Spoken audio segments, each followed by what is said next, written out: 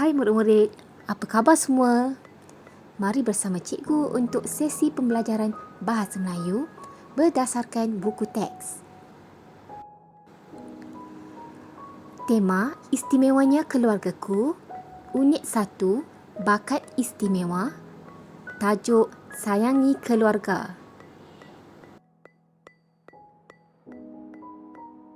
Isi pelajaran pada hari ini adalah berdasarkan standard kandungan 1.2 iaitu mendengar, mengecam dan menyebut bunyi bahasa iaitu abjad, suku kata, perkataan, frasa dan ayat yang betul.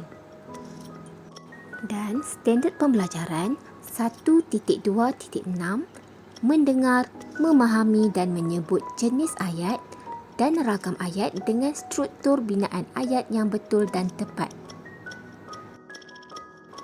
Objektif pengajaran dan pembelajaran pada hari ini ialah diharap murid-murid semua dapat memahami dan menyebut jenis ayat dan ragam ayat dengan struktur binaan ayat yang betul dan tepat. Seterusnya, menyebut 4 daripada 5 ayat dan ragam ayat dengan tepat. Sekarang mari kita buka buku teks halaman 2. Mari kita membaca dialog di dalam halaman ini bersama-sama mengikut intonasi dan nada yang betul. Amar, tolong buka pintu. Ayah kamu sudah pulang. Baik, Ibu. Apakah yang kamu dan adik kamu lakukan hari ini, Amar? Banyak aktiviti yang kami lakukan bersama-sama, Ayah. Kami membaca beberapa buah buku cerita. Adik juga saya ajar melukis. Adik telah melukis 2 keping gambar. Bagus, Amar. Masa lapang kamu berdua perlu diisi dengan aktiviti yang bermanfaat. Bimbinglah adik kamu agar dia dapat mempelajari kemahiran yang berguna. Ayah, lihatlah lukisan Irfan. Irfan sungguh pandai melukis, Ayah. Wah, cantiknya. Nampak erat dan sungguh bahagia keluarga ini. Seterusnya murid-murid, mari kita cuba mengecam jenis ayat dan ragam ayat yang terdapat di dalam dialog itu tadi. Tetapi sebelum itu, cikgu mahu membuat sedikit ulang kaji tentang maksud ayat, jenis ayat dan ragam ayat. Baiklah, apakah ayat? Ayat ialah satu susunan perkataan yang terdiri daripada subjek dan predikat.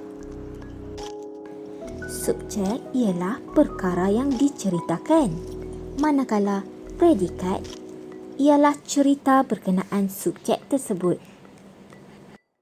Ayat juga mengandungi makna yang lengkap dan diucapkan mengikut intonasi dan nada yang sempurna. Di sini, cikgu paparkan 4 jenis ayat, iaitu ayat penyata, ayat tanya, ayat perintah dan ayat seruan. Ayat penyata ialah ayat yang diucapkan dengan maksud untuk menerangkan sesuatu hal. Contohnya, ibu saya berasal dari negeri Sarawak. Ayat tanya pula ialah ayat yang digunakan untuk menanyakan sesuatu hal. Ayat tanya mempunyai tanda soalan di hujung ayat.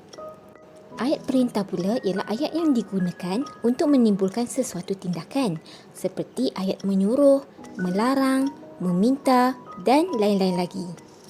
Contohnya, sila duduk, jangan bising. Dan ayat seruan pula ialah ayat yang digunakan untuk melahirkan perasaan seperti takut, marah, gembira, sakit, benci dan sebagainya. Ayat seruan juga menggunakan kata seru seperti wah, amboi, aduh dan lain-lain lagi. Contoh ayatnya, amboi cantiknya baju awak. Seterusnya, di dalam ayat penyata juga terdiri daripada ayat aktif dan ayat pasif. Ayat aktif ialah ayat yang menekankan atau mengutamakan si pelaku atau pembuat sebagai subjek dan ayatnya mengandungi kata kerja yang berawalan men. Manakala ayat pasif pula ialah ayat yang menekankan atau mengutamakan objek dan perbuatannya. Ayat ini mengandungi kata kerja tanpa awalan atau kata kerja yang berawalan di beserta dengan kata sendi oleh. Mari kita lihat contoh jenis ayat dan ragam ayat yang terdapat di dalam dialog tadi. Pertama, contoh ayat perintah iaitu Amar, tolong buka pintu. Ayat perintah ini berbentuk suruhan. Seterusnya, apakah yang kamu dan adik kamu lakukan hari ini, Amar? Ini ialah ayat tanya. Banyak aktiviti yang kami lakukan bersama-sama, Ayah. Ini ialah ayat penyata.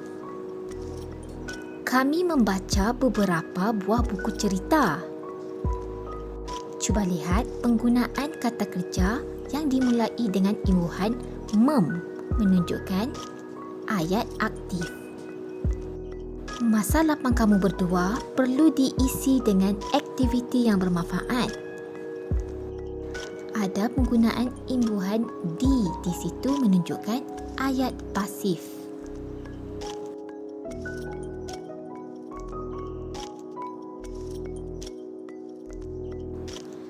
Wah, cantiknya. Ini ialah ayat seruan. Cikgu harap semua murid faham dan dapat menyiapkan tugasan yang diberikan. Bertemu lagi di sesi akan datang.